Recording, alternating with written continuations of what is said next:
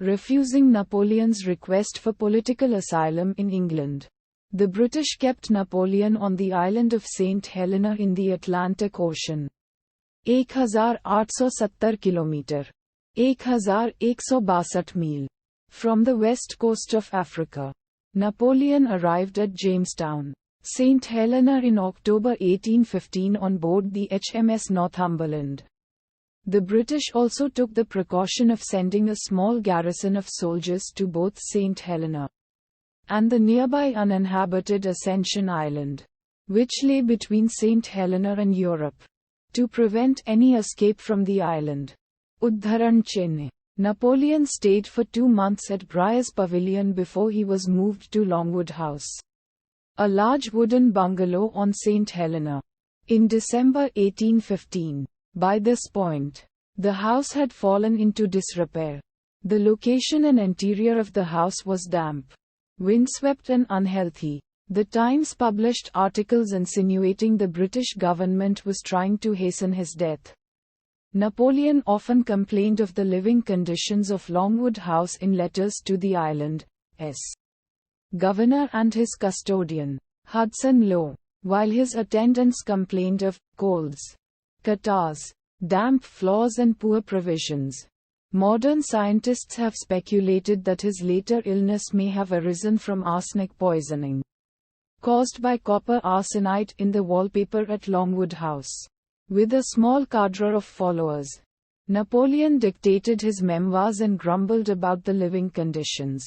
Lowe cut Napoleon's expenditure, ruled that no gifts were allowed if they mentioned his imperial status, and made his supporters sign a guarantee they would stay with the prisoner indefinitely. When he held a dinner party, men were expected to wear military dress and women appeared in evening gowns and gems. It was an explicit denial of the circumstances of his captivity. While in exile, Napoleon wrote a book about Julius Caesar, one of his great heroes.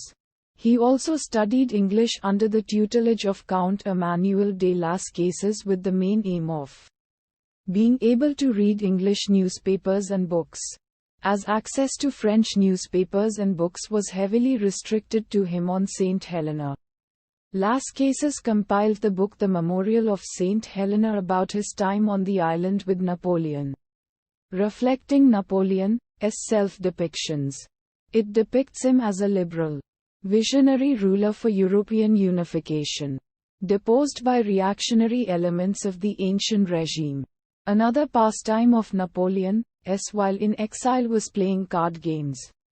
The number of patiences named in his honor seems to suggest that he was an avid player of the solitary game. Napoleon at St. Helena is described as being a favorite of his, while Napoleon's favorite, or St. Helena, is clearly a contender. Other games with a Napoleonic theme include Napoleon's flank, Napoleon's shoulder, Napoleon's square and Little Napoleon Patience.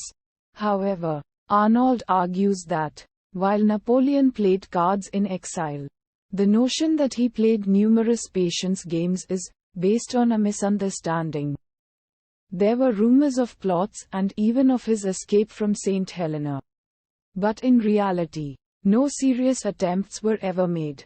For English poet Lord Byron, Napoleon was the epitome of the romantic hero, the persecuted, lonely, and flawed genius.